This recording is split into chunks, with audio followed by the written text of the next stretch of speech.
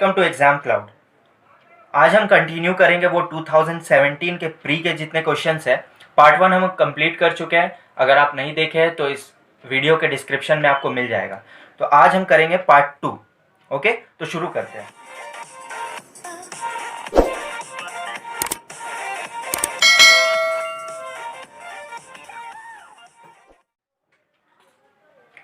First question है, point A divides segment BC in the ratio 5:1. Coordinates of B are इतना 6, -4 and C are 0, 8. What are the coordinates of point A? एक segment है BC, यहाँ A है। A का हमें coordinates चाहिए और B का कोऑर्डिनेट कितना है 6, -4 एंड C का कितना है 0, 8। रेशियो कितना है 5:1। ये mn होता है। फॉर्मूला क्या होता है mx2, ये x2 है, ये y2 है, ये x1 है, ये y1 है। ओके, फॉर्मूला क्या होता है, ये x बराबर होता है mx2 मतलब 5 into 0 0 plus nx1 6 into 1 6 by m plus n 5 plus 1 कितना होगा 6। ये कितना होगा 6/6 सॉरी 1। y में सेम होता है my2 8 5 40 प्लस ny1 4 1 4, ये माइनस में है -4 बाई m प्लस n 6। तो y कितना होगा 40 - 4 36/6 6। y कितना हो गया 6। तो कोऑर्डिनेट्स कितना हो गया 1, 6। ओके, 1, 6। नेक्स्ट क्वेश्चन देखते हैं। What is the slope of the line parallel to the line passing through the points 3, -4 and -2, 5? Okay, देखिए दो पॉइंट्स है 3, -4 एंड -2, 5। ये x1 है, ये y1 है, ये x2 है, y2 है। स्लोप हम कैसे निकालते हैं, पॉइंट में जब दिया कोऑर्डिनेट्स जब दिया हो तो तब निकालते हैं y2 - y1 bye x2 - x1। ठीक है, तो y2 - y1 5 -4 bye x2 - x1, ये होता है 9/-5, है ना। 9/-5 यानी -9/5। अब उस लाइन का स्लोप बताना है जो इस लाइन से पैरेलल हो। तो पैरेलल में क्या होता है ना, स्लोप इक्वल्स होते हैं, m1 = m2। इस लाइन से जो पैरेलल होगा उसका भी स्लोप यही होगा। तो आंसर क्या हो गया -9/5। समझे।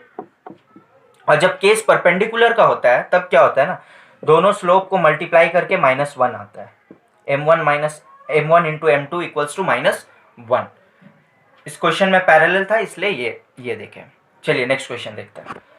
Triangle XYZ is similar to triangle PQR if ratio of perimeter of triangle XYZ and perimeter of triangle PQR is 4:9 and if PQ equals to 27 then what is the length of XY? पता होना चाहिए, जब दो triangle similar होते हैं तो उनके length, side के लेंथ प्लस पेरीमीटर, हाइट, सारे रेशियो सेम होता है। और एरिया का रेशियो क्या हो जाता है, वो साइड का स्क्वायर या पेरीमीटर का स्क्वायर या हाइट का स्क्वायर, इस तरह से कंपेयर करते हैं। ठीक है, तो इसमें क्या दिया हुआ, पेरीमीटर का रेशियो दिया हुआ 4:9 XYZ and PQR। Perimeter ratio कितना है 4:9, ये पेरीमीटर रेशियो है। हमें साइड चाहिए, एक का साइड कितना दिया हुआ है PQ, साइड रेशियो भी यही होगा ना, साइड रेशियो भी 4:9 हो जाएगा। ठीक है, तो 9 का वैल्यू 27 दिया हुआ है, 3 टाइम्स है, तो 4 का वैल्यू 3 टाइम्स कर दीजिए, 12 आ जाएगा आंसर। समझे। नेक्स्ट क्वेश्चन देखते हैं। What is the value of cot 45 degree and 1 + 1/3 cosec 60 degree? यही है। सॉल्यूशन देखते हैं। cot 45 डिग्री 1 होता है, 1/3 cosec 60 डिग्री कितना होता है 2/√3। ठीक है, अब इसका एलसीएम लेते हैं 3√3 + 2/3√3, यही आंसर। अगर इसे रैशनलाइज करना है तो कर सकते हैं आप, √3/√3 मल्टीप्लाई करेंगे ऊपर में तो हो जाएगा, हो जाएगा 9 + 2√3/9, ये आंसर हो जाएगा। चलिए नेक्स्ट क्वेश्चन देखते हैं। Triangle DEF is right angled at E if measurement of angle F is 45 degree then what is the value of sin F and into tan F? अब देखिए एक ट्राइंगल है डी ई एफ, अगर f 45 degree होगा तो ये भी कितना होगा 45 डिग्री होगा। अब sine f sine 45 degree 1/√2 into tan f ये होता है, आंसर कितना हो गया 1/√2। नेक्स्ट क्वेश्चन देखते हैं। If cot 21/20 sorry if cot theta equals to 21/20 then what is the value of sec theta। हम देखते हैं, ये कोई भी ट्राइंगल मान सकते हैं, ये थीटा मान लेते हैं। तो cot थीटा जो है कितना है 21/20, cot हम लिखते हैं ऐसे, ट्रिपलेट से ये 29 आएगा। हमें चाहिए what is the value of sec theta. sec theta क्या होता है, cos थीटा का उल्टा होता है, तो 29/21 हो जाएगा sec थीटा। ओके, ये हो जाएगा आंसर। चलिए नेक्स्ट क्वेश्चन देखते हैं। Convert binary 10110 to decimal. देखिए ये कैसे होता है, 10110 डेसिमल में कन्वर्ट करना है, बाइनरी है। ये क्या करते हैं हम, देखिए ये 0 है, 0 लिख देते हैं, थोड़ा सा स्पेस छोड़ के, फिर 1 है 1 लिखे, फिर ये 1 है 1 लिखे, देखते जाइएगा, फिर ये 0 है 0 लिखे, और फिर ये 1 है ये 1 लिखे। अब करना क्या है इसमें, 2 है ना, into 2 to the power 0 into 2 to the power 1, ये समझ आया। पहले ये सारे को लिखे हम 0 1 1 0 1। ओके, अब 2 to the power 0, powers increase होते जाएगा। अब इसे सॉल्व कीजिए, ये 0 हो गया, ये 2 हो गया, ये 4 हो गया, ये 0 हो गया, ये 2 to 4 to 8 to 16 हो गया, 4 to 6 6 plus 16 22 हो गया इसका आंसर। ओके, नेक्स्ट क्वेश्चन देखते हैं। A, B and C can do a job working alone in 12, 16 and 24 days respectively. In how many days they can do the job if they worked together? Easy है ये, A, B, C, 12, 16 and 24, LCM कितना हो जाएगा 48। यही total work होता है, 12 4 times, 16 3 times, 24 2 times, together चाहिए, add कीजिए, 4 3 7 2 9, ये हो जाएगा आंसर 48/9। ओके, नेक्स्ट क्वेश्चन देखते हैं। The diagonal of a square is 10 centimetre, what is the length of its side. देखिए स्क्वायर में क्या होता है ना, अगर ये x है तो ये x√2 होता है, x√2। तो डायगोनल x√2 दिया हुआ है जो कि 10 होता है, तो यहाँ से x कितना हो गया 10/√2। ओके, यही होता है साइड। अब इसे 5 टाइम्स जाएगा ये, तो ये हो जाएगा 5√2 आंसर। ओके, नेक्स्ट क्वेश्चन देखते हैं।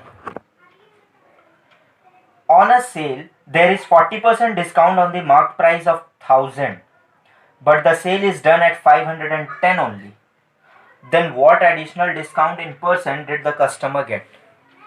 देखिए मार्क प्राइस है 1000, 40% आपको डिस्काउंट मिल गया, कितना मिल गया 40%। अगर 40% कितना होगा 400, माइनस करने के बाद कितना आ रहा है 600, पर कस्टमर कितना पे कर रहा है 510, एडिशनल डिस्काउंट कितना मिला है इसको 90%। कितना परसेंट डिस्काउंट एडिशनल है ये 90 बाई ये 600 इंटू 100,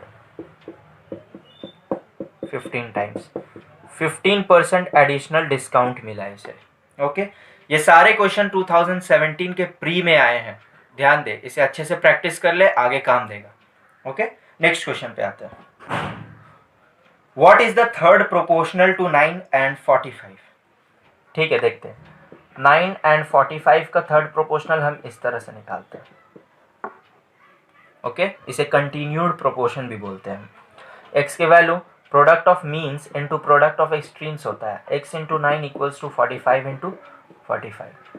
9 जाएगा कितना टाइम्स 5 टाइम्स, आंसर कितना हो जाएगा 225। नेक्स्ट क्वेश्चन देखते हैं। In a class of 39 students there are 26 girls, मतलब 26 गर्ल्स है तो 13 बॉयज हो जाएंगे। The average weight of these girls is 42 kg and the average weight of full class is 48 kg. What is the average of the boys of the class? यहाँ हम allegation भी लगा सकते हैं, ठीक है ना। यहाँ गर्ल्स, यहाँ बॉयज। गर्ल्स का एवरेज वेट कितना है? 42 kg। और ओवरऑल क्लास का कितना है? 48 kg। और बॉयज का हमें पता नहीं है ना। ये अब देखिए नंबर ऑफ गर्ल्स कितना है? 26 और टोटल स्टूडेंट 39 है, तो नंबर ऑफ बॉयज कितना हो जाएगा? 13। ये रेशियो निकालेंगे तो ये कितना आ जाएगा? 1:2। ये 2:1 के रेशियो में है। अब माइनस करते हैं, ये आता है ना एलिगेशन ऐसे, 48 - 42 6। अगर 1 की वैल्यू 6 है, ध्यान दें 1 की वैल्यू 6 है तो 2 की वैल्यू कितना हो जाएगा? 12। समझ रहे तो? अगर 1 की वैल्यू 6 है तो 2 की वैल्यू 12। अब इसमें 12 ऐड करिए, यहाँ 60 हो जाएगा। ये हो जाएगा average of boys. Okay, next question देखते हैं। If a sari is sold for ₹2880, the seller will face 10% loss. At what price should he sell to gain 20%? देखिए लॉस किया वो 10%, समझे? 100 CP था, 10% लॉस किया वो, तब जाकर के उसे पैसा मिला 2880। अब उसे 100 CP है, उसे 20% एक्स्ट्रा लाना है, तब कितना देना होगा उसे? वही चीज पूछा है। तो 90 का वैल्यू दिया हुआ है 2880, हमें 120 का वैल्यू लाना है, समझे? तो इजी है, 2880 इंटू 120 बाई 90 कर देंगे। 3 3 ज़ा 9, 3 4 ज़ा 12, 3 9 ज़ा 27, 3 6 ज़ा 18। ओके, 96 इंटू 4, 960 इंटू 4 कितना आएगा? 4 6 4 24, 4 के 2 36 38, 3840। तो 3840 वो वैल्यू है। नेक्स्ट क्वेश्चन देखते हैं। Priya got 9 marks more in history than what she got in geography. Her history marks are 56% of the sum of her history and geography marks. What are her geography marks? देखिए question क्या है कि history में जो marks है वो geography से 9 marks ज़्यादा है, यही है। और हिस्ट्री में जो मार्क्स है वो हिस्ट्री और ज्योग्राफी का 56% है, यही सही ना? मेरी बात को समझिएगा। अगर हिस्ट्री और तो एक्स्ट्रा सब्जेक्ट नहीं है, यही दो सब्जेक्ट है, यही दो सब्जेक्ट है ना। अगर हिस्ट्री 56% है, हिस्ट्री और ज्योग्राफी का, मतलब टोटल का अगर हिस्ट्री ही 56% है तो रिमेनिंग 44% क्या हो सकता है? वो ज्योग्राफी ही हो सकता है ना। समझ रहे बात? तो 56% अगर टोटल का हिस्ट्री है तो रिमेनिंग 44% क्या होगा? वो दूसरा सब्जेक्ट जो है वही ज्योग्राफी। अब हिस्ट्री में से ज्योग्राफी आप अगर माइनस कीजिए, हिस्ट्री माइनस ज्योग्राफी कितना आ रहा है? 12, है ना। यही 12 वैल्यू में कितना है? अगर परसेंट में वैल्यू में कितना है? 9। समझ रहे बात? देखिए हिस्ट्री 56%, ज्योग्राफी रिमेनिंग परसेंट जो है वो ज्योग्राफी होगा 44। दोनों का डिफरेंस कितना परसेंट का आ रहा है? 12% का। पर मार्क्स में दोनों का डिफरेंस कितना है? 9 का है ना।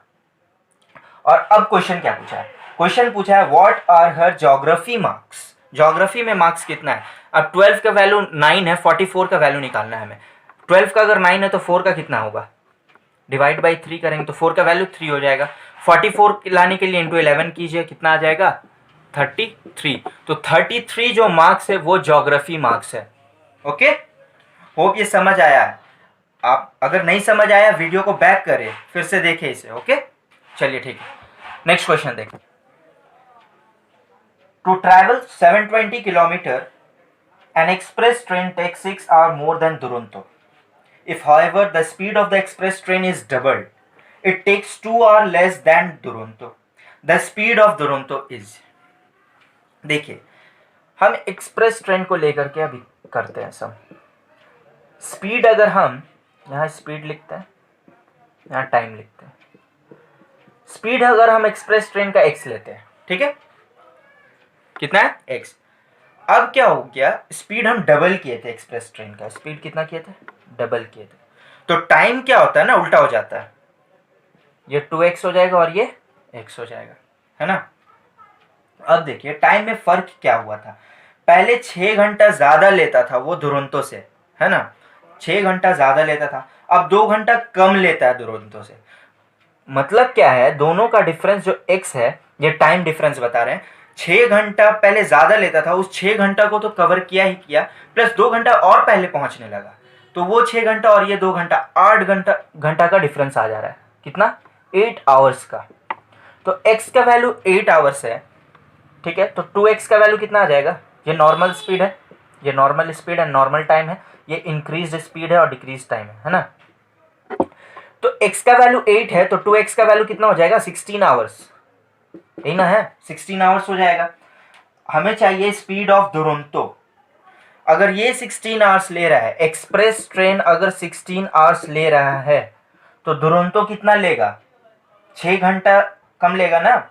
एक्सप्रेस 6 घंटा ज़्यादा लेता है, तो दुरंतो कितना लेगा? 6 घंटा कम लेगा, 10 आवर्स। स्पीड चाहिए, स्पीड का फॉर्मूला क्या है? Distance by time. Distance 720 kilometre है, टाइम 10 आवर्स है, कितना आया? 72 किलोमीटर पर आवर। ओके, तो ये था हमारा आज का लास्ट क्वेश्चन। अगर आप इसका पहला पार्ट नहीं देखे तो इस वीडियो के डिस्क्रिप्शन बॉक्स में आपको लिंक मिल जाएगा। तो फिर मिलते हैं अगले पार्ट के साथ, तब तक के लिए बाय बाय, थैंक यू।